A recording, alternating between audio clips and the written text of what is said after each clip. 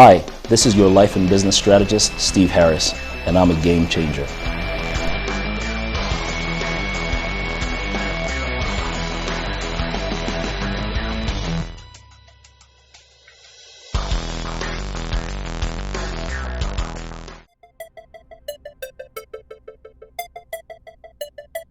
All right, if I was to think about the experiences that molded me, first off, it's the love for education.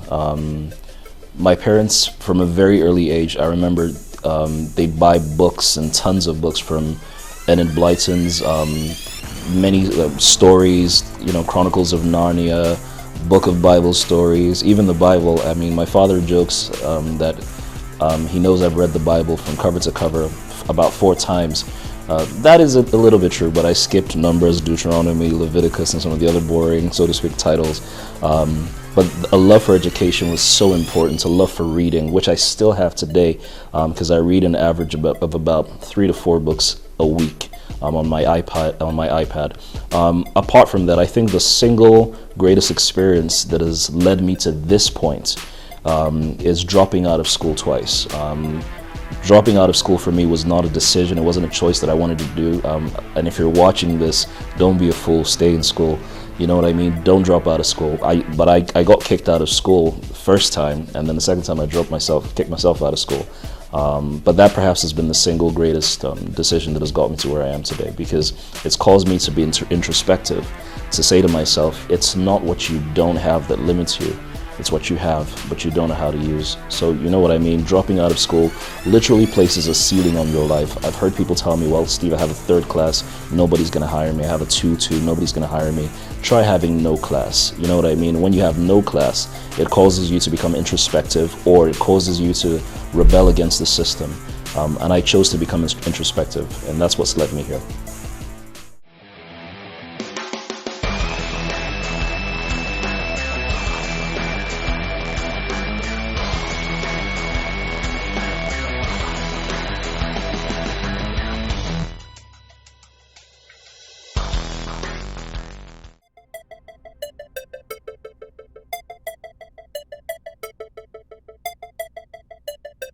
When I have to think about my greatest achievements, I've been very privileged to have quite a lot of awards, one of which is I'm a United Nations Young Ambassador for Peace.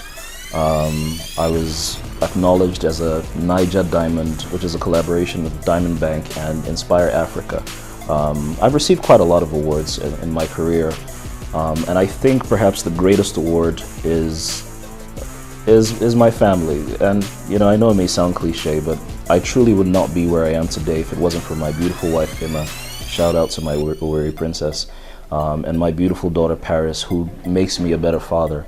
That is the greatest reward I have, because my wife took a chance on me. People look at me today and they say, oh, Steve Harris is doing very well, he's quite successful, yada yada yada. But she saw me when there was no success. She saw me when there was just a vision. And I was living in some rundown apartment, down in Ibrahim Adesoya, which when it rained, our apartment would get flooded. So we jokingly called our house Noah's Ark, you know what I mean? But she saw me and she married me there. And when I was working and I didn't have so much, or I had little, and she supported me many times.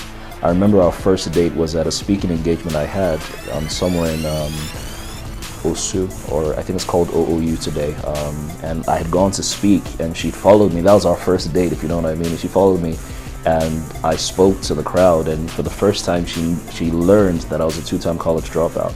And that could have been a game changer, literally, where she'd have said, man, heck it, I ain't gonna do this with this guy no more. But she took a chance on me, and by July, it will be 6 years we've been very happily married. They are my greatest reward. My family's my greatest reward. They help me to become better, beyond the accolades, beyond the fame, beyond the success. My family keeps me grounded. So if I go to a speaking engagement, for example, and my wife is there, I don't care to some degree what the audience thinks. So if I didn't do a great job, no biggie. But if my wife felt that I did a great job, that's the most important validation for me. If she felt that, well, you could have done it a little better, you were lacking in a bit of energy or yada, yada, yada, her criticism is most instructive for me, and it causes me to become better. And for my daughter in particular, and the children that we will have, my desire is to be a father that his name opens doors. You know what I mean? Because today there are several people in Nigeria, if you mention their name as your surname or have some sort of association with them, it opens doors. And the Bible says a good name is better than riches. Riches are fantastic. Trust me, I like the good things of life, you know what I mean? But better still, it's great to have a good name, and I'd really love to leave a great name to my family. That's my greatest reward.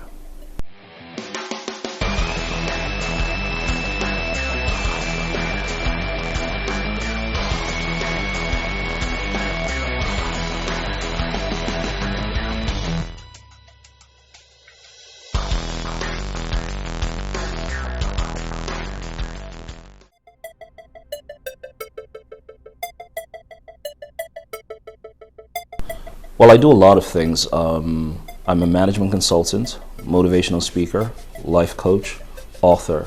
But if I had to define the scope of what I do, I'm a life strategist. Now, you might be wondering, what the heck does that mean? I'm glad you asked. My job is to coach individuals and organizations to achieve high performance in 90 days or less. That's what I do. Let's say that again.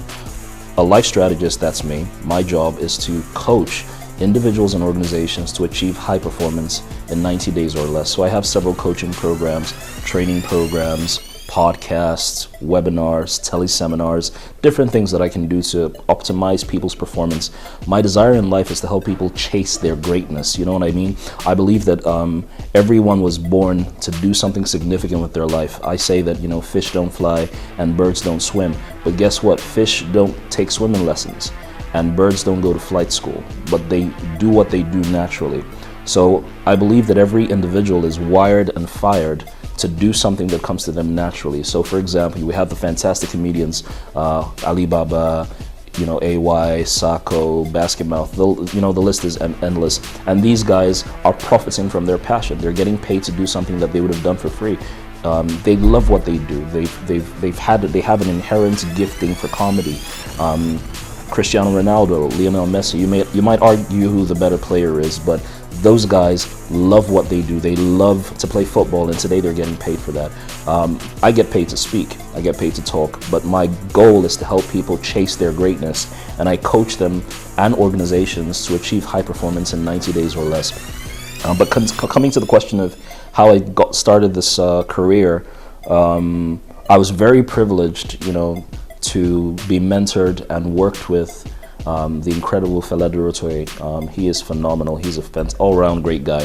And Fela literally became my adopted dad, and he taught me the ropes of everything about management consulting. And I've been privileged to work with him for about five plus years, which is quite instructive because I started, like I said, I'm a two-time college dropout, and I got an opportunity to volunteer at his firm. I was coming all the way from Yanapaja, you know what I mean? And I was going to VGC every single day, and he wasn't going to pay me. It was a volunteering position. After a while, he did offer to pay me, but I remember telling him that, you know what, I'm not going to ask you for money because I want you to know that this cost me something. Because, the thing about it is, a lot of people see the mentors that they respect or they admire, and they just want to take from them. And you have a lot of groupies, around you for different reasons.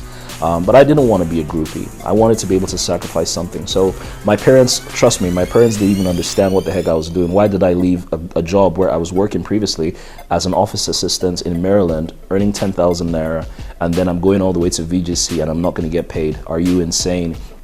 And I did that for 5 months. Until Fela one day just asked me if I'd like to stay in VGC with him because he had a BQ with his house, and some other guys he'd adopted were there. And when he asked me if I'd like to stay in VGC with him, you can imagine what the answer was, if you know what I'm saying. So I started living in VGC, and that alone perhaps was a mind-expanding experience because I was raised in Yanapaja, you know what I'm saying. We were raised in the hood, and I was waking up every morning in VGC, and I'd wake up and I'd see guys jogging, walking their dogs. Now, where we come from in Yanapaja, if somebody's jogging, man, then they chase the guy. You know what I'm saying, right? But this was a totally mind-expanding experience, and he hired me as a volunteer. Then I became an office assistant, and one day I got an opportunity to facilitate my very first training, simply because Fela was not around and one of our senior consultants wasn't around, and somebody had to go do the job. Long story short, you can get it in my book you can get my book From College Dropouts to Corporate Sellouts.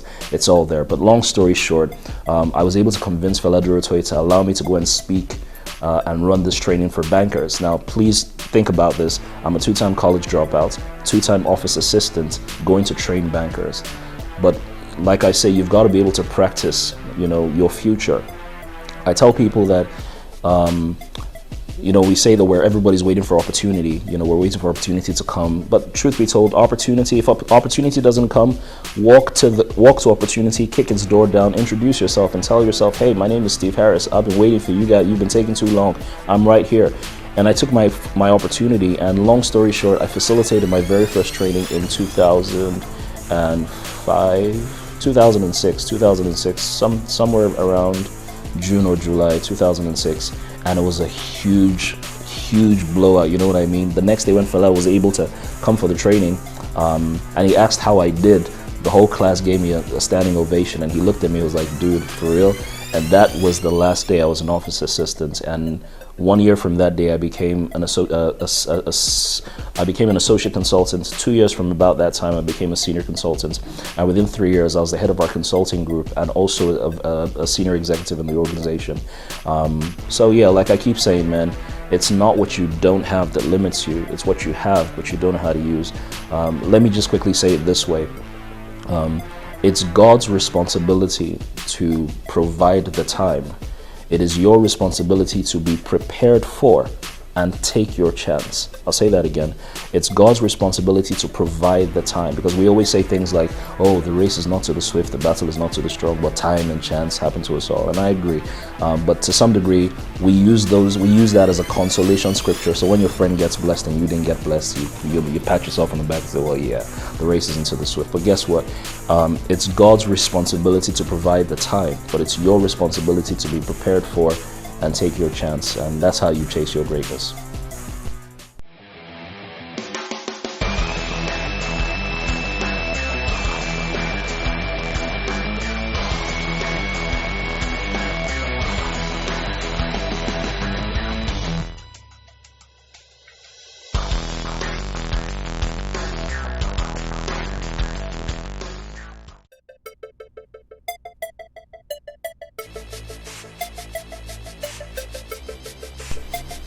Thinking about the bold steps that I had to take to climb the ladder of success. First off, I don't think I've necessarily climbed it to the top. I'm still on my way.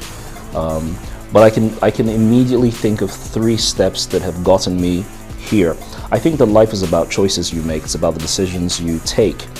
And if you take the wrong decision, you could have a bit of a detour. If you take the right decision with prayerful consideration, you can get to where you want to go. The first would be dropping out of school.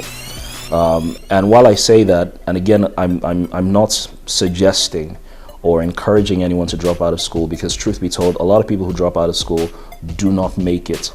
I am an exception. Steve Jobs is an exception. Bill Gates is an exception. So you can see I'm in great company. But I think for me, dropping out of school was it wasn't a choice, at least the first time, because let me just quickly recap. I had gained admission to study industrial math at the University of Benin, and I hate math. I hate numbers, you know what I mean? The only numbers I like are the numbers I get paid, period. But I got into school to study math, and long story short, my department had a lot of issues, and in my second semester 300 level, I was asked to withdraw, and that perhaps was the most devastating time of my life. And I'd already spent 5 years in school, plus ASU strike. And I was in 300 level, about to get kicked out of school. And I went to meet my course advisor to beg and plead and just ask him, whatever, because they had wanted money to block and blah, blah, blah. But that happened, and I got kicked out of school, and I went back home and tried several dead-end jobs, eventually gained admission again to Madonna University, somewhere in the East, and I spent 7 months there. But by that time, I don't know if you know what I'm saying. By that time, my younger sister, my immediate younger sister had graduated. My younger brother, who's 5 years younger, was in 200 level computer engineering. My last born who's 10 years younger, was in 100 level Covenant University. And here I was about to start over. I always joke that my classmates were 16-year-old girls and 18-year-old boys, because by this time I was about 26, and I had to falsify my age, shave my mustache, shave my beard, and I just had to begin again. And you know, the little girls would come and meet me because I was so quiet, because I felt I wasn't supposed to be here at this particular point in time. And the little girls would come meet me and say, you know what, you're so cute, you're so quiet, will you be my boyfriend? I'll look at them, come my life, I slap you. I don't advocate violence against women, please. And the boys would come and meet me sagging their jeans, you know, and say, nah man, we like you, you're a correct guy. You know, we have this organization, why don't you come and join? Obviously a cult. And I'd look at these kids, I'm like, dear God, you know. And after 7 months, I couldn't take it anymore and I left. And leaving set me on a path of discovery. And in reality, what really triggered all this was, I'll never forget, I'd left school, I'd come back home, and you know, my sister, she was already working in a bank, and then she left the bank. She started flying all over the world as a flight attendant, and she started putting me on an allowance. So she gave me, I'll never forget, the first month she gave me 10K. You know, beggars can't be choosers, right? The second month she gave me 5K. I couldn't ask her, how far now? Where's the other 5? Right? The last month I'd gone to her apartment because she'd moved out of my parents' house in Yanukbaja and gotten her own crib in Adini Jones. And I'd walked into her apartment and she had everything, you know, big TV, DVD, BS TV, everything. I didn't even have none of that stuff, and I was coming from my allowance, and she was in a bad mood that day, and I think it was divine intervention. And she looks at me and she says to me, Harris, I'm not giving you any money. Be a man, my friend, what's wrong with you? Now this is my little sister telling me to be a man, and you know what it means, especially if you're a fellow watching. If a lady tells you to be a man, the suggestion is that you're not a man. And I took that to heart, and I told my sister, I said to her, I will show you. You know what I mean? And that decision to show her set me on a path of discovery, ups and downs. And I did, you know, do certain things that I'm not proud of. Tried drinking, tried smoking, chased women, and very quickly found out that, hey, that wasn't the way to go. And eventually I ended up with God. But don't get it twisted, me and God weren't friends per se. You know, God, as far as I was concerned, had ruined my life. But somehow he never left me, and he kept ordering my steps, and he kept helping me make the right decisions. So decision number 1 was dropping out of school. Decision number 2, the second bold step would be taking the opportunity when I saw it to go and facilitate that training. Because what had happened was, like I said, Fela was unavailable, our senior consultant wasn't available. Fela had called as many of his friends who were consultants and trainers to come and facilitate the training, and nobody was available. And I'll never forget pacing the floor with Fela, and he knows that the next day we ought to have this training, but we can't find anyone to go. And I said to him, and he said to me in passing, he said, what do we do? What do we do? And I was there, and I said, what do we do, man? What do we do? He said, who do we call? Who do we call? I said, who do we call? Who do we call? And we were just going back and forth. But luckily for me, because every time, even though I was an office assistant, I would ask the consultants from time to time if I could go to follow them with to training. I'd observe them preparing PowerPoint presentations or developing proposals, and I'd watch and learn and observe, and I'd practice all the things that I saw. So when I noticed that there was an opportunity, I said to Fela, I said, FD, he said, yep. I said, I was thinking. He said, yep. I said, Diamond Bank. He said, yep. I said, let me go. He said, eh. Right? And you can imagine that, you know, this is his office assistant, who's also a 2-time college dropout, saying that he's going to take trained bankers. But like I always say, it's not what you don't have that limits you. It's what you have, but you don't know how to use. So I know for a fact that if I didn't take that opportunity, I would not be set on this path that I'm going on. And the third bold step so far would be leaving the family that I love so much, working with Fela Durotue to start my company, EdgeEcution. And it was really hard because, you know, I love Fela to death. He's my father, he's my brother, he's my friend, my mentor. And leaving was so difficult because it was purely based on divine instruction, and it was really hard to do. And when God said go, I had exactly about 20,000 naira in my account the day that I resigned. We had some money that I knew would get paid, but it didn't get paid for a long time because some clients were owing us. But I left with 20,000 naira, and I'll never forget when I told my wife that God said go. She said my wife believes in me crazy, but she believes in God more. And she says to me, jump, God will catch you. I said, yeah, right, jump. But I don't mind like jumping, but if I had a parachute, that would be great. But we ain't got no parachute, right? And I left with 20,000 naira. My wife was pregnant. Our rent was due, going to be due in a couple of months. She had also left her job, and technically we were both unemployed. She was pregnant, we left our jobs. She had no money, I had no money, our rent was due. And to cap it off, I was terrified. And I'll never forget sitting at home bemoaning my fate, probably about the third day, because we were spending an average of 1,000 naira every day. So by day 3 we had 17,000 naira, and I was like, dear God, I only have 17 days to turn my life around. What's going to happen? And I was reminded that, are you not the same guy that keeps saying it's not what you don't have that limits you, it's what you have but you don't know how to use. So what do you have? So I began to itemize the skill sets that I felt I had. And being a college dropout, you don't really have that many options. It's not like somebody's going to poach me and employ me, you know what I mean? So the only options I had were, the only skill sets I had were speaking, consulting. I'd always had this crazy idea to write a book, coaching, and I wanted to get my message on a bigger platform. And long story short, I attached financial targets to each of these skill sets of mine, and they all came to about 88 million naira. And long story short, with no office, with only a laptop, no staff, no table, no chair, working, literally it was a laptop, and it wasn't in this house that you're in, it was a laptop, so I didn't have a desk, so I literally put the lap on my top, you know what I mean, and work. And within a 10-month period, we'd gone from 17,000 naira, and we made total revenues of about 17 million naira with just the gift of the gab that God has blessed me with, and being able to understand business. And by the grace of God, God has taken us in leaps and bounds beyond that. But it's proof positive that if you work on your gift, if you hone your talents, if you take the opportunities that present themselves, if you can understand, if you can master the business of your talent, the sky, of course, is only the starting point. Yeah.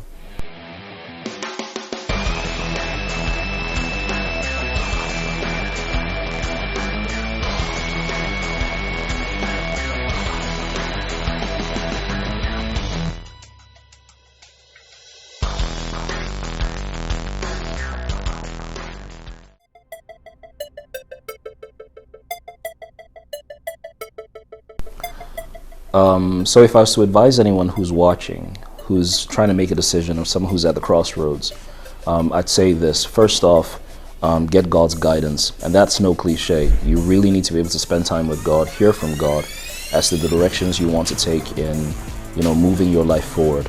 The second thing is to go get a mentor. I would not be here if I did not have the guidance of mentors, particularly Fela Durotoye. When people tell me things like, oh, Steve Harris, you're so amazing, yada, yada, yada, I thank God for that, but I also let them know that Steve Harris is an accident. If God had not orchestrated it and inspired Fela to take a chance on me, I would not be here today. So mentors take a chance, but then this is the thing, you've got to be able to manage your relationship with your mentor. A lot of people come to meet me and say things like, oh, Steve, I want you to mentor me. I want to be the Steve Harris. I want you to do to me what Fela did to you and pay it forward. But that's not how it works. What most people don't recognize is your mentors are incredibly busy people, which is why you're drawn to them. The game changers are busy people. So if you're going to get your mentor's attention, the question is, what value are you bringing to the table? Your mentors have desires and they have problems. So you've got to be able to profile your mentor and look at them and say something like, okay, you know what? If I want to be mentored by this guy, what challenge does he have? What desire does he have? Let me make it practical for you. The first time I met Fela, I thought he was amazing, and he still is.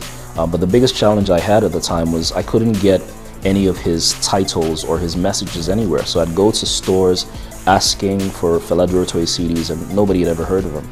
So I decided, they didn't send me a message, I decided to come up with a 12-page blueprint on how Fela Toy could sell 1 million CDs within a year.